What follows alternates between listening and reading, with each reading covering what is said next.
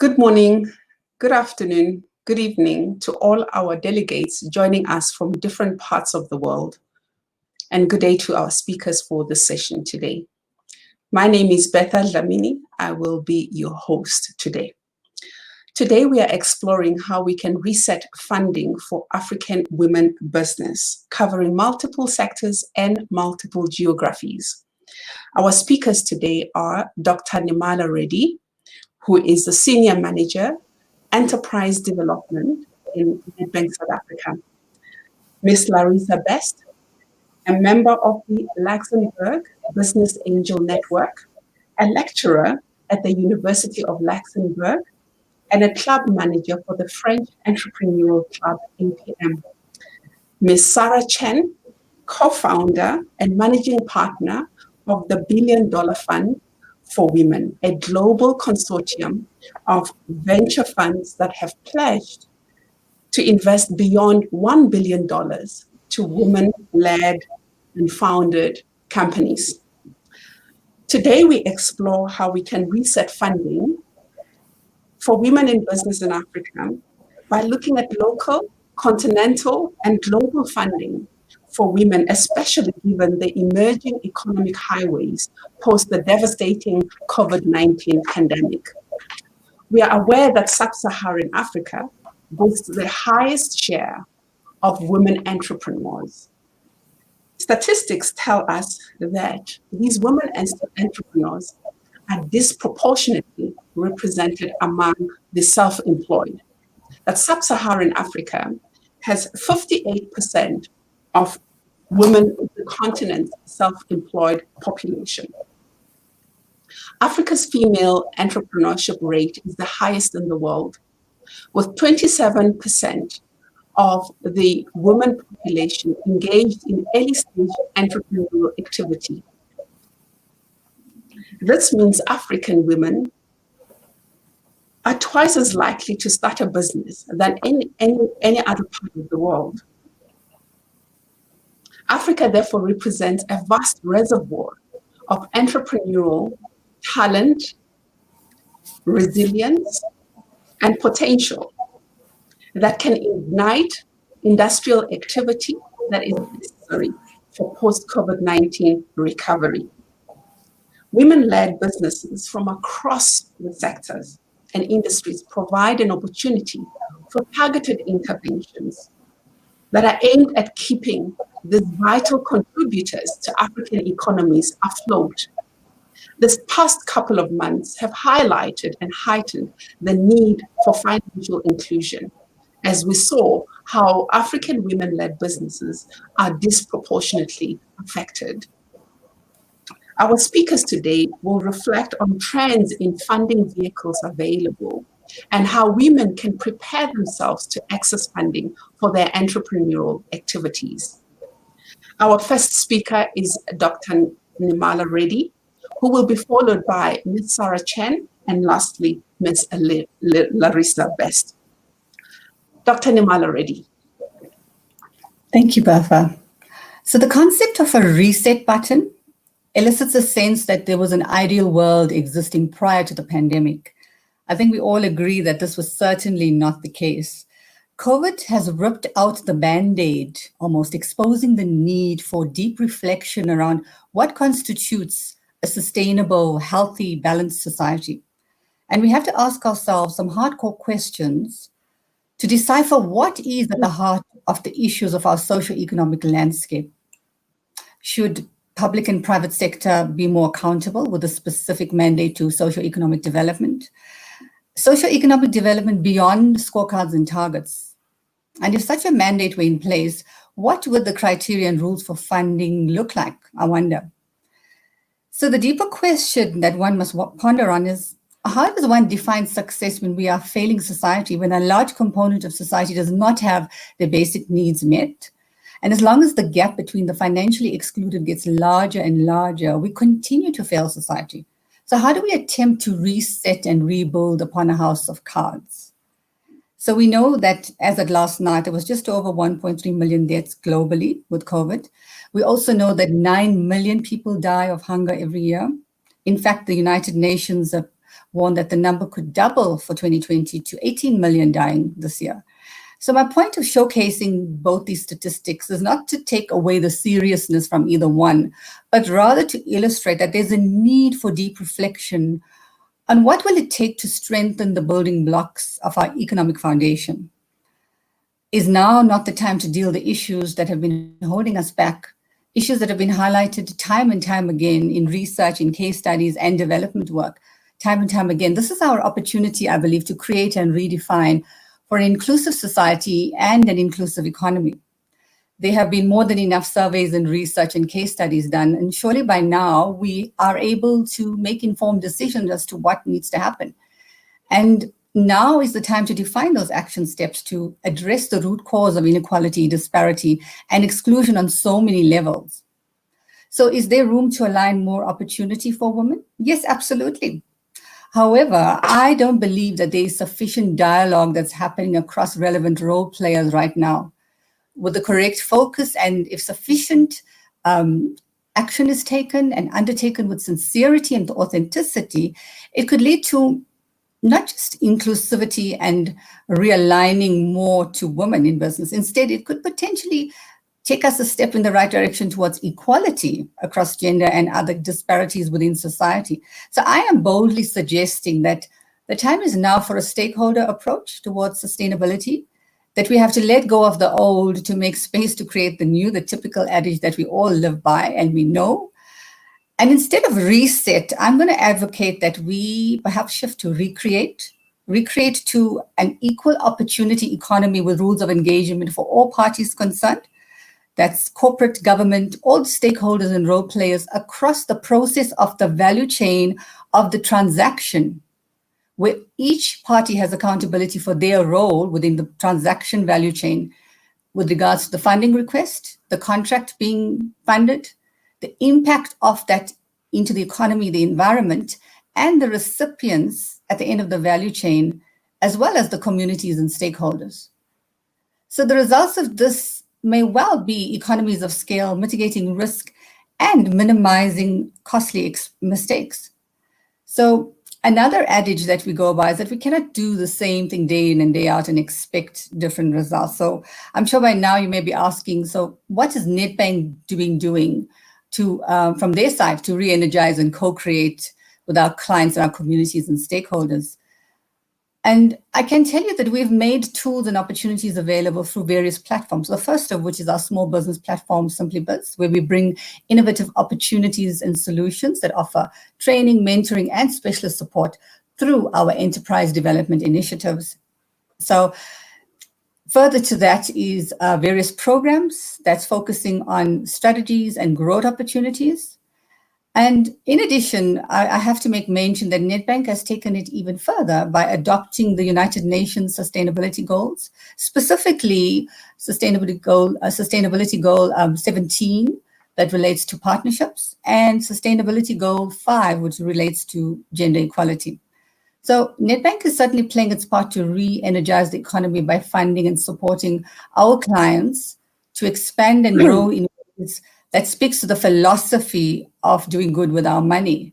And a great example, I love telling stories, and a great example of this is a business that's owned by two women, two dynamic women, and they very much all about profitability. But before profitability, they place staff morale and well-being.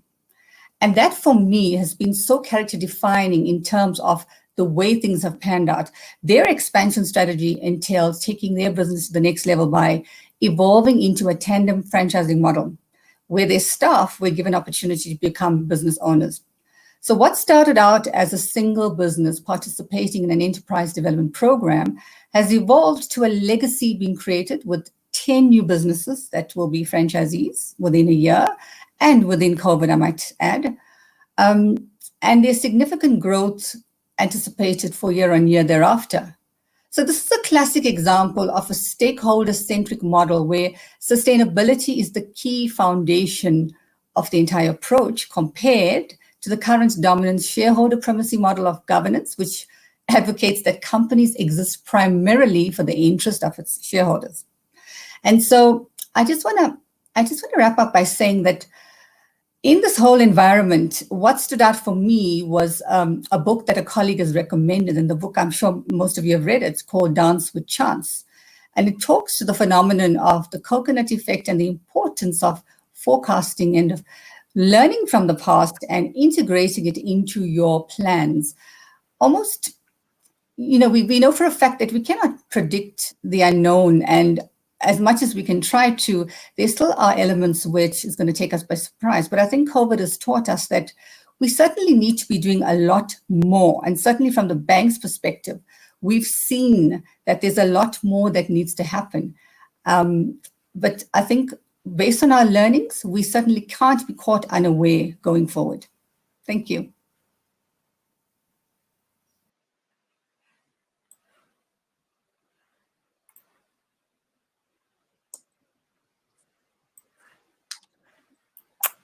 Great. Thank you, Nirmala. We are going. Sarah, yes, I guess it's my time. So thank you so much, Bertha, and good afternoon, South Africa. Good morning, good evening, wherever you're joining. First of all, I want to say what a pleasure it is to be here with all of you today. And this just speaks to what great women can do together. I hear there's over 500 of you tuning in. So thank you very much for that. If you're just joining in, my name is Sarah Chen. I'm the co-founder and managing partner of the $1 Billion Fund for Women, now also known as Beyond the Billion, where we're a global consortium of venture investors that have pledged and are actively deploying over $1 billion towards women-founded companies and women-founded businesses that are venture backable. So I absolutely love what Dr. Nirmala said there. It's certainly a time for us to rethink. And when it comes to resetting funding for women in Africa, as I took a step back as well to review the landscape a little, and this made me recognize a couple of things, which is number one, a Western cut and paste approach of growth and capital and venture capital will not work in every region, of course, that of Africa as well. And for me, some of you may know I hail originally from Malaysia. So I've had the privilege and the opportunity to grow up in Asia and see just the tremendous growth in that region and now in America as well. And I've realized that in many cases, a lot of the emerging markets, a lot of the progressing economies follow a similar path to becoming an advanced economy. And throughout history, across geographies, what we see is that most countries first maximize agricultural productivity before going into manufacturing, and then, of course, going into service and technology sectors. And why I bring this up is because I think that, a lot of times when we think about capital and private capital, as well as we're talking about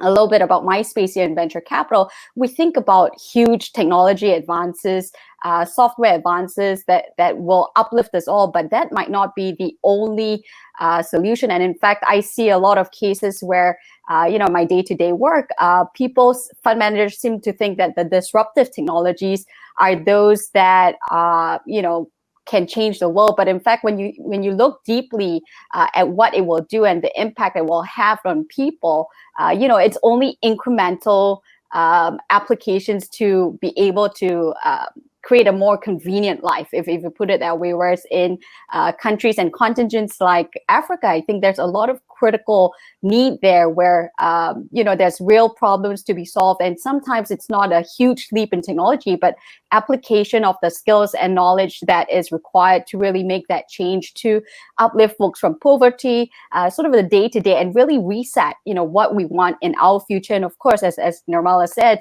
one that is inclusive, because as today we're joining with the internet and a venture-backed technology here, the reality is, I sincerely believe in this. We cannot have the internet of everything without the inclusion of everyone. And we must use this opportunity, leveraging different capital opportunities to bring everyone to the fore here. And, I reflect on some of we have a little bit of a presence in Africa as well. And I reflect on some of the stories that our funds in Africa has shared with us on their investments, including, for example, one of tomato juice in Nigeria. Some of you might have heard of it. This is also started proudly by a woman. And I'm made to understand that Nigeria, for example, is one of the world's largest growers of tomatoes, but is actually also a big importer of tomato paste, which at first, when you look at it, it is, of course, a strange conundrum. But many of you who are professionals in the space understand that, as I was made to understand, that this is the reality with supply chain that needs to be addressed, that it has to do with the fact that growers can't produce at a high enough yield to feed a factory to produce volume that makes economic sense. And Mira, the founder, her work is all about how do you fix the value chain and address really a $500 million opportunity. So this is a case study for where private capital has a role to play, including that of venture capital. This is a company that was invested into by one of our partner funds, Vested World. And, I think at the end of the day, what's important and what's been so critical to what we've seen here is that we need to apply, so venture capital and all sorts of capital finance, these are vehicles, right? Vehicles to help economic growth. And it is not the be all and end all, but it is a mechanism to assist and to lift the economy and the people out of the reality that they want to continue to build. And I think we must always continue to see women at the core. All across the globe, we see how investing in women is just good business. And I don't have to repeat it all for you here, but the reality is that if you want to change our society, and I've seen this in so many ways, you help a woman change her life, and she will change the world around her and uplift all of us up. And this is also a point that I do want to sort of bring home today, which is that women are innovating across the board. And I see this every day in my work, right? From AI, clean tech, blockchain, fintech, health tech, you name it. And they are solving problems that are so critical. That not only lift women up, but all of us up, in this time of what we call a black swan event, right? Where the COVID pandemic has hit us. I've seen how startups not only just survive, but thrive, because by nature, startups and, founders are really built on disruption. And, we're starting to see this. And I see particularly the women founders being so resilient, because the reality is, even globally, women get at least $1 million less of funding, but she delivers twice the returns. What does that mean? That means that it's good business and she's resilient. And you all know this. You're all women who are resourceful and who have done it all despite the odds. And this is why we must continue to back them. And, for us in the venture capital space, some of you finance professionals tuning in here today, I think that we have an opportunity. It doesn't have to be a cookie cutter approach. It needs to be blended. It needs to be thought of differently to approach the industries that we want to create critical change. But the question here is, how can we help this woman from thinking about sort of the micro enterprises, as Bertha pointed out, right? So from her thinking about creating the next 5 to 10 jobs to scaling to then the next 100. And I'm here to also share that, at the end of the day, venture capital sometimes comes across with a very binary outcome, that you need to have a 20x, 50x, 100x return, or you fail, right? So the portfolio construction is such.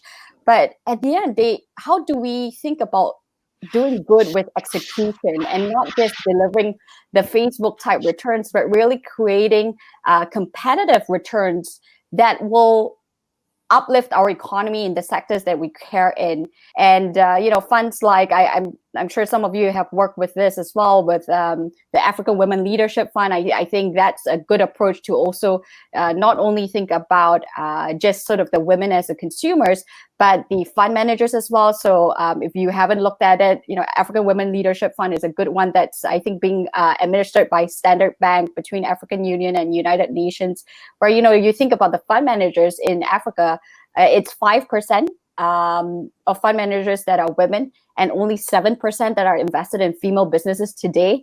Yet, as it is in Africa and across the world, right, women are making the majority of consumer purchases and decisions.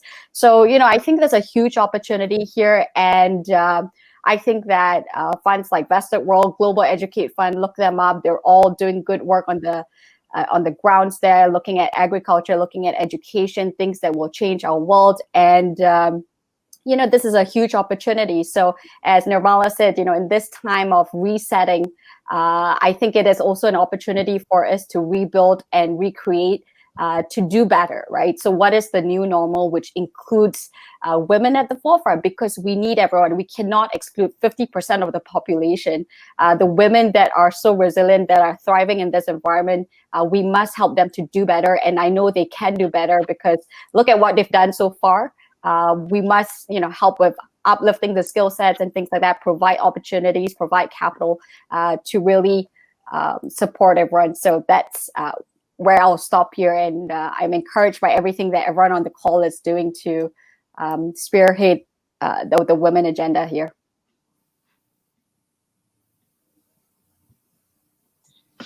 Thank you, Sarah. Now we will listen to Larissa best. Okay, thank you. Thank you, everyone, for being here and listening to what we have to say, and hope we can inspire you. So as Sarah had the good practice of reminding you who we are. So my name is Larissa. I'm from Luxembourg, which is in the middle of Europe. Tiny country, 600,000 people. And why am I talking to you today? It's because, first of all, I'm a business angel. So that means, of course, that I invest my private money into companies. Then I do quite a bit of work for the European Commission and some other countries on figuring out where it makes sense to invest into companies and startups and what kind of programs they should have. So when we were starting to talk about this, behind the scenes, I thought it was really important to have that macro view. I think that financing a startup is hard. It's hard no matter who you are and what you do. And being a woman who wants to finance a startup is even harder, no matter where you are in the world. So a couple of things that I wanted to talk about, and I know the question that I was supposed to also answer was, who are the potential, winners in the future, and what kind of sectors are there that could be winners after the pandemic. So maybe I'll start with this. So first of all, I think it's really important to understand that there is, as you probably all know, there's going to be sectors that are winners after this pandemic. Now, which they are, it's really hard to know, for me at least. And I think that's where you, all of you, basically all these entrepreneurs come in. It's because, as an investor, you're looking for future winners. And what you really are looking for is people who can guide you through the process and say, listen, I think this is where the future lies. Not today, not tomorrow, but really in the future. This is where consumers will go. This is where the need is. This is where I believe that I can create something incredible, and I need you to back me up. I always say, that a private or even VCs, and public money too, we have to believe in things that don't exist yet, and that's hard. So I would say that from my perspective, if you want to get money into the system, or let's say money into the company that you're founding, first of all, you have to be very, how would I say? I want to say you have to be very selective about the sector that you want to start in, right? Because there's sectors who it's much easier to get money, and there's sectors where it's much harder to get money. Also, there's sectors where you actually need a lot of money to start with. And it's really important, if you are looking at a sector where you need a lot of money, that you have the skill set to raise money within your team. Now, that doesn't mean that you have to be able to do that, but it's really important that you have somebody who can do this. Because if you don't, it's a really hard learning curve, and some of them you make it and some of you don't. But I think that's like a really big thing that I've seen is, for everything that you want to do, figure out if there's somebody in your team who can credibly vouch that you are able to do it. I think to finish maybe my couple of minutes that I'm supposed to be talking or giving you a bit of my insights, it's really, if you are a credible visionary with an excellent team to back you up, and good communication skills in a sector that you can credibly talk about and give projections about why it will flourish in the future, you will find investment dollars. It's all about understanding the process of how these things work, and then being and understand, like working through that process. And that's where people like us or Sarah or Nell can come in and help figure out how that process works, and help figure out how to get through that process. So that's it for me until questions come in. Thank you. Fantastic. Thank you so much for the incredible insights that you have shared. Dr. Nirmala concluded by saying that we need to recreate a platform for a multi-stakeholder approach for rebuilding our economy, where sustainability is in the center. Sarah supported that by saying that we cannot have a single brush across all markets, that we see that women are solving social challenges across different markets through technology innovation, and therefore we require creative solutions to support their growth and their scale up. And Larissa highlighted how important it is to select a sector where you have subject matter knowledge and you have a team that is capable to vouch for the capacity that you want the financiers to back. As we go into our questions, I will start again with Dr. Reddy, just to find out from the enterprise development initiatives that you are running and that you spoke so beautifully about, giving a sterling case where you have seen success. How do you select candidates for the enterprise development program, and which geographies do you cover? Great. Thank you for that. So I think it's a multifaceted approach that we adopt. We pretty much align to what the need is in the marketplace. So firstly, we take a step back in terms of the programs and what would define why we would go with a specific industry sector. And we very much align it to the business as well as the marketplace. Where's the need? Where's the propensity for growth? And what is coming ahead? So almost putting a forward-thinking approach as well. And we definitely do not go to areas that's concentrated where there's a lot of programs and service providers and other corporates that are doing a lot of stuff, especially like urban areas. We very much align to looking at outlying areas to where there's little or no economic activity. So we see our role from a branding point of view to go into communities and play that facilitatory role to kind of spur activity, economic activity, and get some sort of energy going again, given that even in the worst scenarios, there's always opportunity for growth and for business.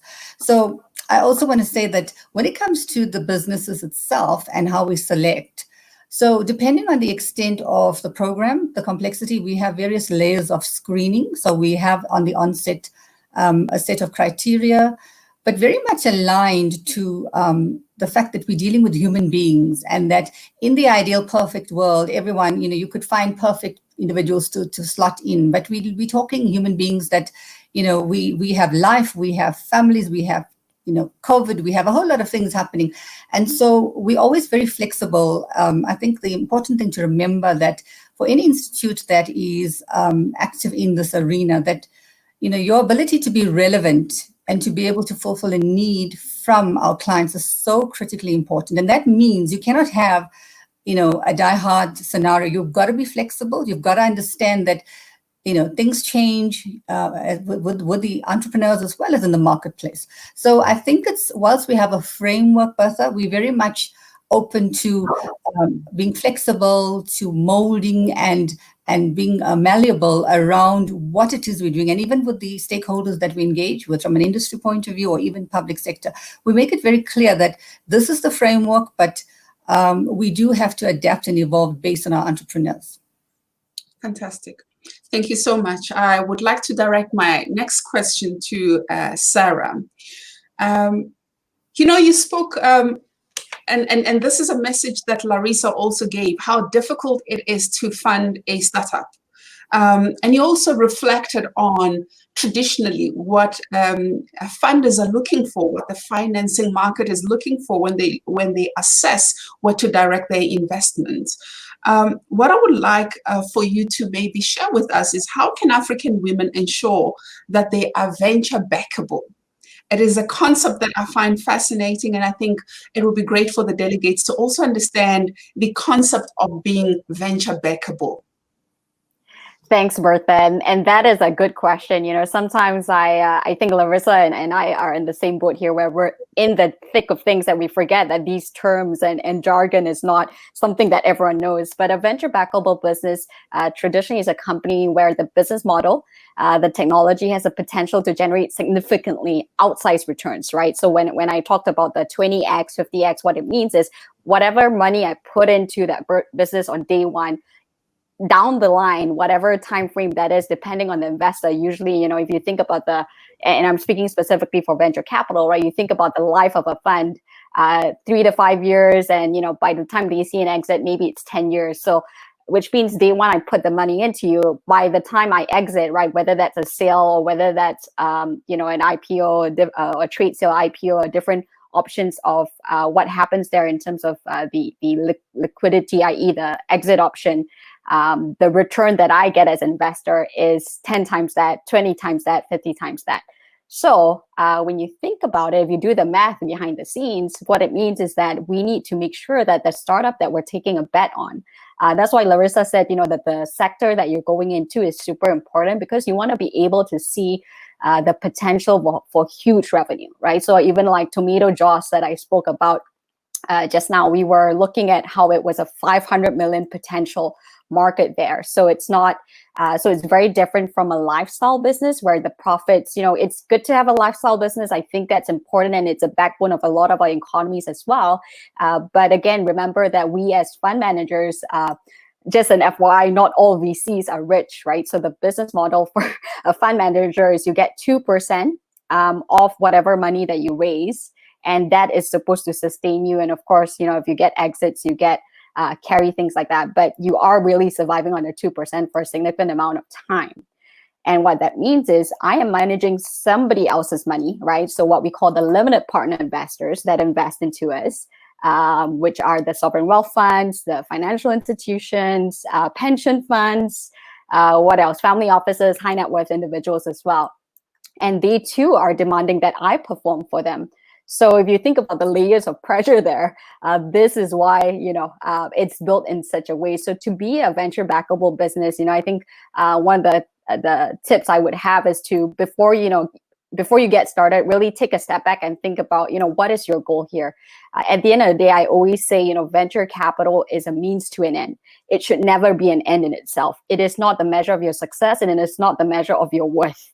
There are a lot of venture-backed businesses that are not doing very well, that have not made any profits, and are just there for the market share. And of course, you look at the Amazon story, that's a good success story where, they started small and scaled and things like that. But there are, for the many success stories that you hear, there are also the 99% of those that failed. So don't be disillusioned by, I guess, the airy-fairy, what looks good. What's most important, as I always believe, is the fundamentals of your business. So if today, you're thinking, okay, maybe venture capital is for me, what does that mean? It means you're going to give up a percentage of your business for the upside of growing, scaling, going beyond borders, and you want also potentially strategic support, right? So if you have, say, a corporate that is in agriculture that already has those channels for distribution, maybe it makes sense for them to invest in you, and that is a win-win situation. But at the end of the day, I think it's important for all entrepreneurs to think about, what is my why?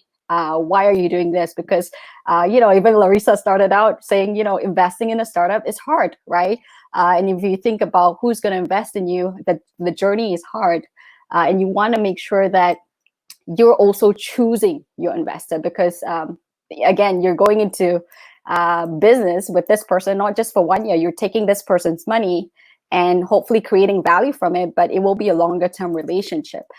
So that's why, when I talk about venture capital, especially in emerging economies, I always think that a broad brush approach, a Western approach, is not going to work from day one. It needs to be built upon. We need to have multiple layers, from things that the banks are doing, from loans to building up the ecosystem, so that there are even fund managers that are women. So that in Africa, I was shocked that even in Africa, 95% of the time, despite women being so present in entrepreneurial spaces, the decision maker 95% of the time that will be writing that check is still a man. And we need to change that, right? Because how do you then resonate your message? So those are a couple of tips there, but I think take a step back, think about where you want to go, how do you want to grow, and if you're in a position to be high growth, to create that multiple revenue streams that make sense for a return, and to do it strategically, then maybe venture capital is for you. But otherwise, there's so many different options, including what Nirmala is working with and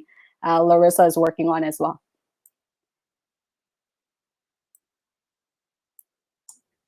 Thank you, Sarah. You have shared a lot around how entrepreneurs can prepare themselves to be to qualify for funding from different sources of funding.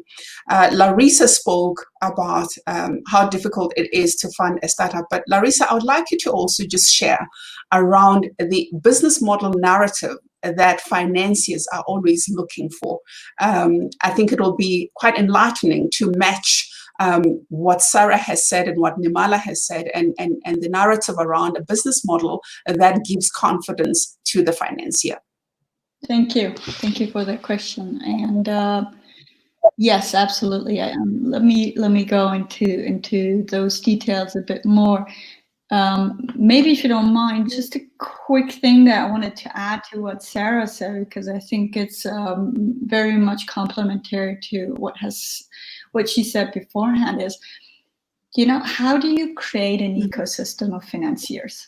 Because that money cannot all just come from the outside. Bertha and I had a discussion a couple of days ago when we talked about this, and I said, I'm talking about private investors now. Sarah and Nirmala maybe can talk about more institutional investors, but I can only talk about private investors. Private investors are very reticent to invest into sectors that they don't know, and they are definitely fairly reticent, for good reasons, to invest into geographies they don't know, just because there's all this legislation, there's legal issues that could come up, etc. So also they cannot open the doors, so I think Sarah said that beforehand, you want to have people that open doors that can help you figure stuff out, and you can't if you don't know the ecosystem. So Bertha and I then had the discussion about, so how do you create that? And I gave the example of Finland, for example, where you have quite a few really successful entrepreneurs who, in essence, it becomes a social obligation to put some of that money back into the ecosystem, and that's how it flourishes. Every entrepreneur puts their money back into the ecosystem, and that's how these private investments and even VCs, etc., come into board, because you kind of need that seed money. And without that seed money, things are really hard to get going. So it became this social prerogative in Finland that if you are successful, you have to invest back into your community. And I think that's a really beautiful thing to do. And I honestly also believe that's the only way you can really flourish and that you can really make it work. Because before a VC comes in, before private equity comes in, etc., there has to be seed money, and that seed money will come from private investors. And that private investors can obviously be your family, but then it becomes extremely elitist, because if your family doesn't have money and your network doesn't have money, so in essence, if you don't have any money, you can't become an entrepreneur. So there's so many things that go with it.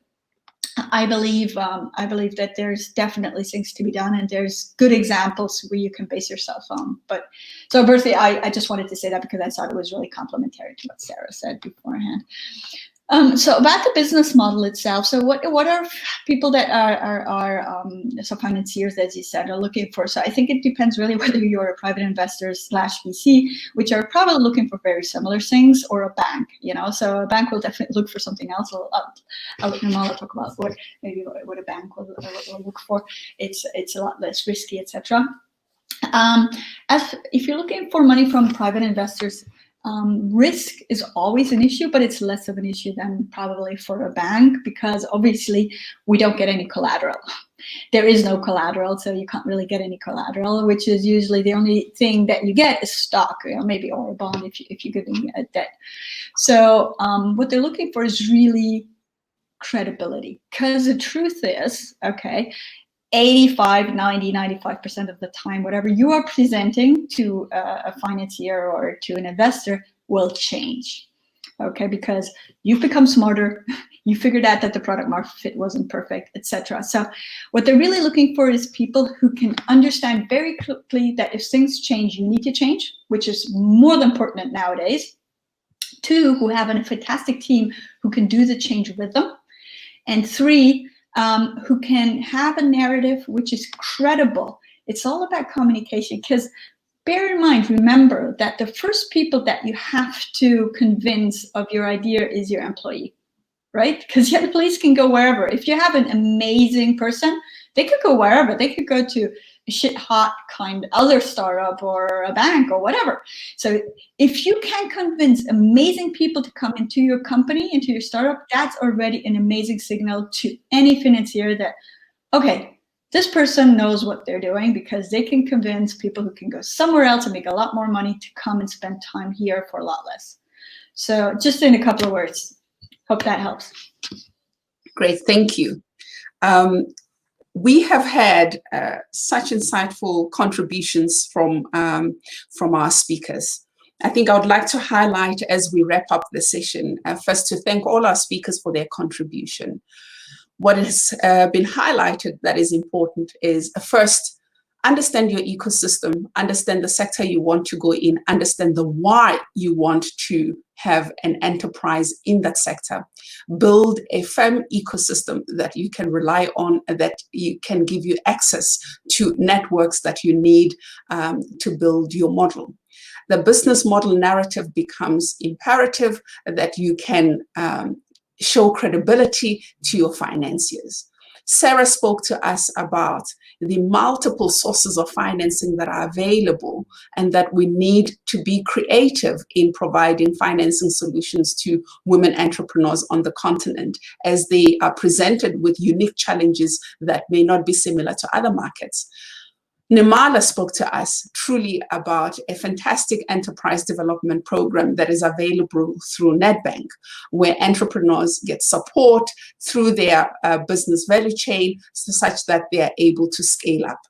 As we wrap up, it is quite clear that we have the opportunity to build supportive ecosystems across sectors to ensure that we can create the capacity necessary to support our entrepreneurs, so that they are part of the inclusive financial economy, and they can access financing for their entrepreneurial endeavors. Most importantly is the provision of advisory services, such as those provided by Nedbank to entrepreneurs, to help strengthen their business model, to help strengthen their business narrative, such that as they present their business cases to financiers, they have a greater chance to succeed. I hope you enjoyed the contributions from our speakers. Thank you, Larissa. Thank you, Sarah. Thank you, Nirmala, for taking the time to share with us the possibilities and how we can reset funding and our outlook on funding for women entrepreneurs on the continent. Thank you very much. This brings us to the end of our session. Thank you. Thank you.